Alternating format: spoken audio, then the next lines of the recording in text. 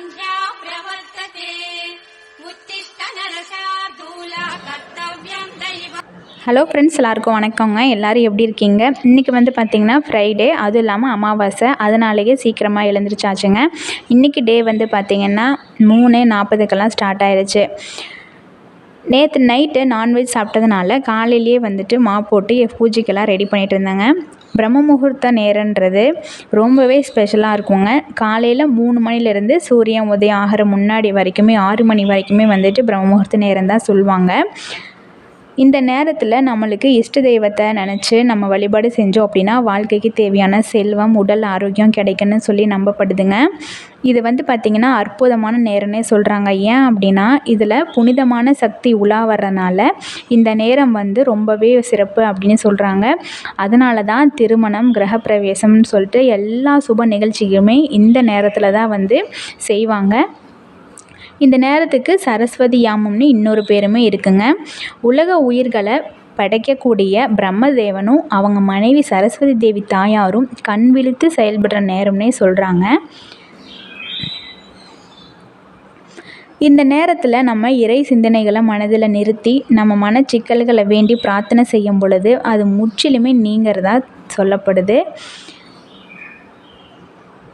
சூரியன் உதயாகிறதுக்கு முன்னாடியே கண் முழிச்சு குளித்து நினச்ச காரியத்தை வேண்டணும் அப்படின்னா அது எல்லாமே வெற்றியால் தான் முடியும்னு சொல்கிறாங்க.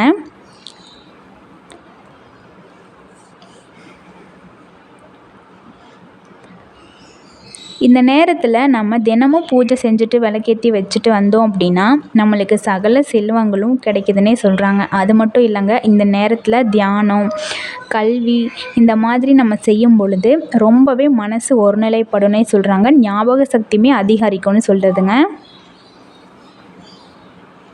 நானுமே இந்த பூஜையை நினச்ச உடனே எல்லாம் தொடங்க முடியலங்க. ஏதோ ஒரு ரீசனால் தடைப்பட்டுட்டு தான் இருந்துச்சு. லாஸ்ட்டாக வந்து 10 டேஸ் வந்து ஃபாலோ பண்ணியிருப்பேன். அதுக்கப்புறம் வந்துட்டு ரொம்பவே வந்து எப்படி சொல்கிறதுனா ரொம்பவே கஷ்டமாக இருந்துச்சு. கண்டினியூஸ் பண்ண முடியலையே அப்படின்னு. என்னென்னா தம்பிக்கு ஹாஸ்பிட்டல், அடுத்து அத்தைக்கு ஹாஸ்பிட்டல், அது மட்டும் ஃபங்க்ஷனு, இந்த மாதிரியெல்லாம் ரொட்டீனாக வந்துகிட்டே இருந்துச்சு. இது வந்து ஃபாலோ பண்ணியிருக்க கூடாதான்னு கேட்டால் பண்ணியிருக்கலாம். பட் அப்போ இருந்த மைண்ட் செட்டில் வந்துட்டு நான் வந்து கண்டினியூ பண்ண முடியலை.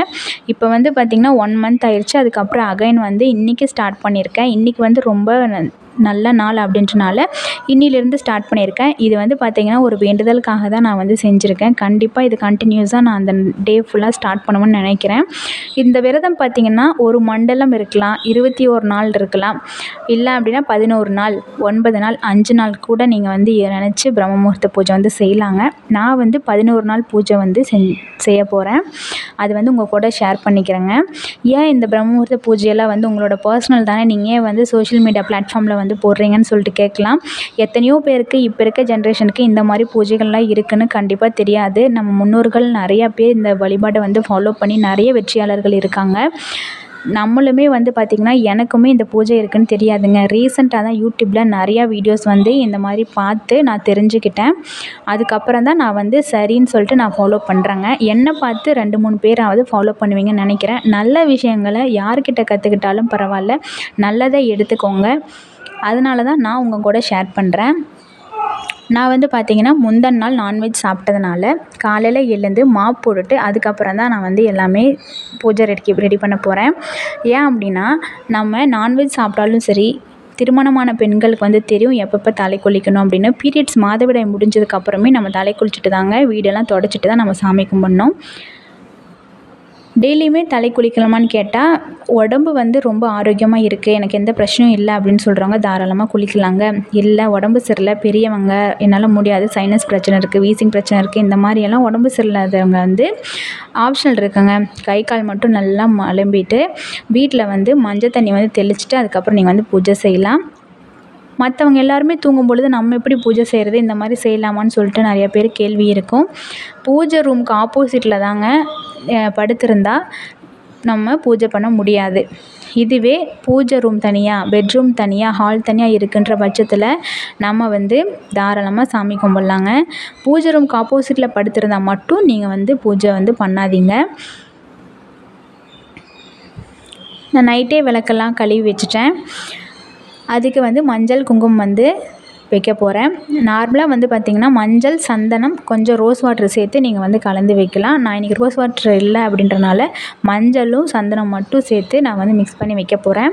அதுக்கப்புறமா நிலவாசல் வந்து க்ளீன் பண்ண போகிறேன். நிலவாசலில் தாங்க மகாலட்சுமி தேவி குடியிருக்காங்கன்னே சொல்ல வருது. அதனால தான் நிலவாசலுக்கு மஞ்சள், சந்தனம், குங்குமம்லாம் வச்சு நம்ம அரிசி மாவில் கோலம் போட்டு நம்ம பூ வச்சு விளக்கு வைக்கலாம். வாசலில் 2 விளக்கு காலையில் நம்ம வைக்கும் பொழுது ரொம்பவே வந்து நல்லதுன்னு சொல்லுவாங்க. ஈவினிங் 6 மணிக்குமே நீங்கள் வைக்கலாம்.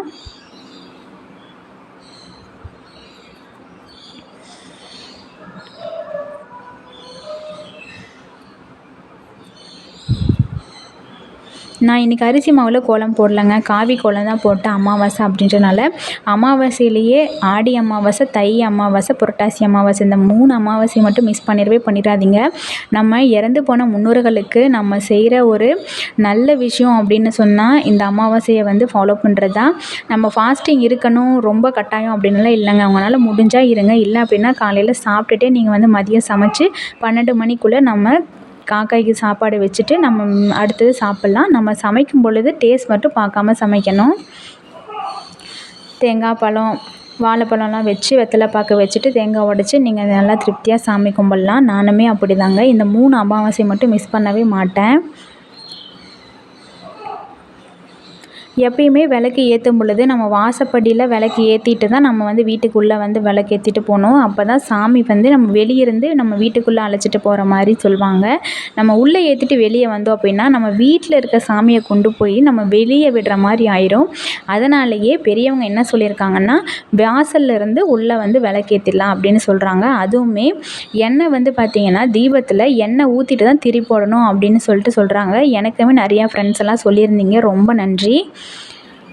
அடுத்தது பார்த்திங்கன்னா நான் 5 விளக்கு அகல் விளக்கை வந்து ஏற்றுறேன். இது எதுக்குன்னா நம்ம பஞ்சபூதங்களுக்கும் நன்றி செலுத்துகிற விதமாக தான் இந்த 5 விளக்குமே நான் வந்து ஏற்றுறேங்க. இது வந்து பார்த்திங்கன்னா ஒரே விளக்காக 5 திரி போட்டு ஏற்றுற மாதிரியும் நிறைய தீபம் வந்து இருக்குது. நான் வந்து அகல் விளக்கு தனித்தனியாக 5ல் போட்டிருக்கேன். நல்லபடியாக 5:20க்கெல்லாம் வந்துட்டு நான் சாமி கும்பிட்டு முடிச்சிட்டேங்க. இதுக்கப்புறமா மதியம் வந்து சமைச்சிட்டு நான் சாதம் வந்து எடுத்து தனியாக வச்சு காக்காய்க்கு வந்து வச்சிட போகிறேன்.